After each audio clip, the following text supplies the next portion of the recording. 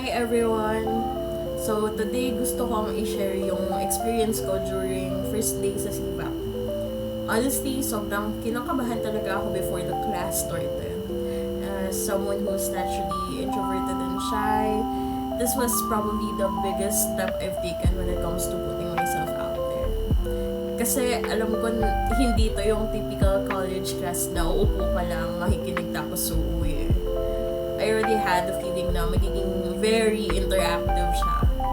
And thankfully, hindi naman pala siya as scary as I imagined. In fact, the first half felt really refreshing. Sir Navi taught us the basic principles of voice acting, pero hindi lang yun yung tumatak sa akin. He also shared stories from his own journey, and somehow those stories gave me a little more confidence. And it reminded me that becoming a voice artist isn't just about having a nice voice. It's also about having the courage to use it. And honestly, I think I really needed to hear that.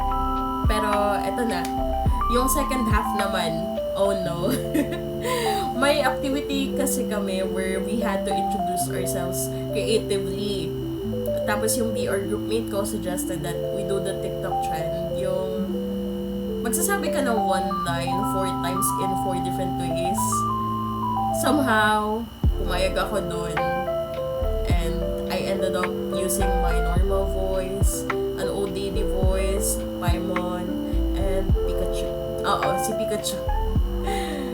Looking back at the recording now, parang gusto kong sabihin sa past self ko, girl, huminga ka muna. Kasi halatang-halata na gusto ko na lang matapos agad. Parang speedrun yung introduction ko, ganun. Pero honestly, totoo naman yun. Gusto ko lang talagang matapos as quickly as possible.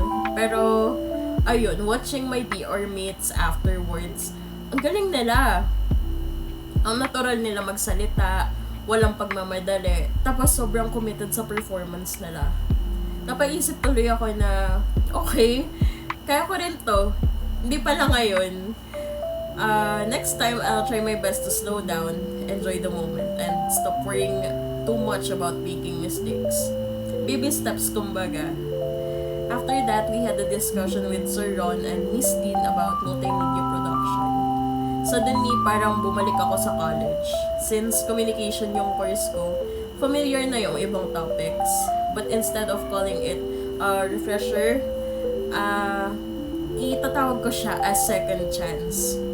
Back then, I wasn't really able to give my best because I was dealing with a lot personally.